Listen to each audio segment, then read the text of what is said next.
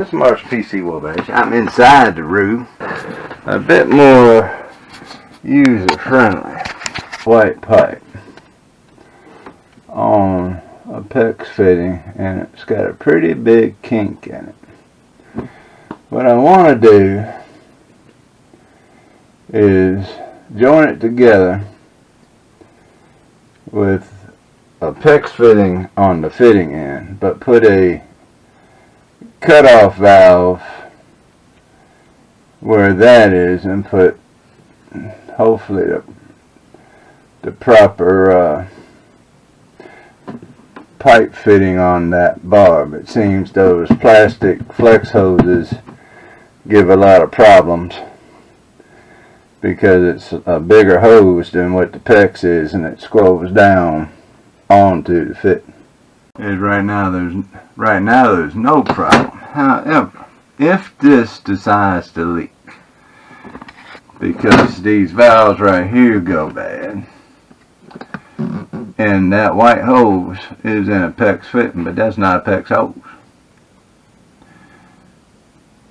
But anyways, if one or the other decides it wants to leak on a camping trip, you got to cut the water off to the entire camper. Well, hopefully we can eliminate that today between incorporating a cutoff valve. That way if something goes wonky on this bag end, I can cut this toilet off. I'm debating on whether to take out the whole bowl and do this job, or hug the bowl and do this job. Well, I've decided to disconnect the bowl from the floor and the fitting back there, which I've already done. It's kind of in your face, and dry fit everything before you do a final put together. Alright, so while I'm here, I'm just going to clean up around this base before I get doing anything. Disinfect the floor. This model toilet, the Dometic 300, only weighs 8 pounds. You can pick the thing, and once you take the screws out, you can pick it up with your hand, one arm. And now the toilet's in good shape, but we are considering an upgrade to the 310. Cut this off. I hear it back there. So what they did, I've peeked in my vanity behind me. I ain't got my shoes on because it's such a cramped space, and I just wiggled the pipe. I was kind of curious, but anyways, I can hear it rattling around the shower. So they took this flex pipe and went around here, went around the shower. I can hear it rattling back there, and came up through this cabinet right here. So what we're going to do is connect it with a barb fit and put a hose clamp on there like it's supposed to be. Then I'm going to incorporate a cutoff valve, so if it ever does start leaking, I can cut it off. Okay, I went ahead and cut it off, but upon further investigation, this is the gasket that came out of it. As you can see, it's got tears up here. It's kind of cranked in on itself because it was put in there at a crooked angle. I had this problem on my pop-up where they put something in extremely crooked and it was leaking. I made emergency supplies, so I have a brand new fitting, and it's got bigger tabs so I can have a better grip trying to finger tighten it, because this one has no tabs at all.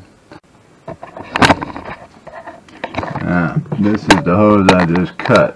This is an actual PEX fitting. Look, that's not how that's supposed to work. It just falls in. So they crimp it around and it kinks, and over time it wears out. What I have on there is my 7/8 inch socket. Doing a little stretch on this end so I can get this fitting down into there.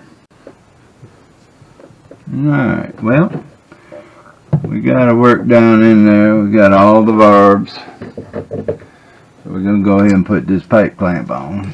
I'm back. I figured while I was in there, I might as well check the bowl for, because what they say is a leak, and do a little caulk job on certain parts of it. Well, yeah, I found, surprise in this part, all this was crudted up, I mean bad. So that could have been part of the problem. So there's so many videos on it, I ain't even going to rehash it. But I took it apart and I cleaned it because I put the cutoff valve in, and I said I went that far, I might as well just go ahead and take the bowl apart. But I found this right here. This little piece right here looks like it's supposed to be solid across there. Appears it's broke here and broke here, and that's where that gasket is. So I got some bugs swimming around. So after camping season's over, we'll probably upgrade to the 310. But as for right now, I'm going to go ahead and do the caulk on the gasket, seal it all back up, and put it back in place.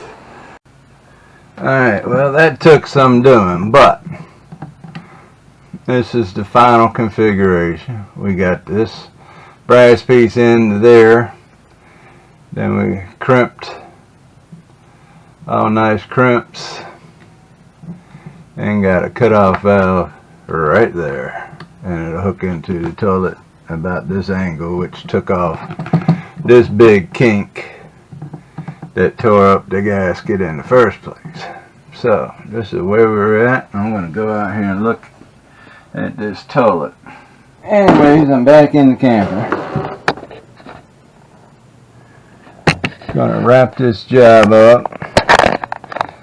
We got the new configuration with the cutoff valve right here. New join with a proper clamp here. New pegs, couple 90 degrees. And I've completely disassembled this toilet outside. Plenty of YouTube videos on that and issues with the Dometic 300. See if I can get this on here. And we are in, and it's a 7/16. Make sure these things are where they need to be. It's way easier than a house toilet when you get down to it, because it's just a foam gasket. Where the house you got to fool with the wax ring sometimes.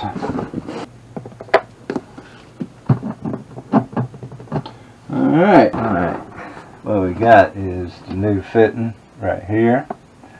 We got the cutoff valve right here, so we can cut it off in case there's an issue. We did away with the sharp bend that was down here on this pipe. Put in a couple 90s at the top right here, and now we have a nice straight. It's straight into here, where before it was a little bit on the crooked side. Gotta clean my mess up. Thank goodness it was a nice day. I don't think we made it out of the 70s. No humidity, so I'm happy. Now I got a mess I gotta clean up. Alright, well, much PC Warbears. Like, share, and subscribe. Later.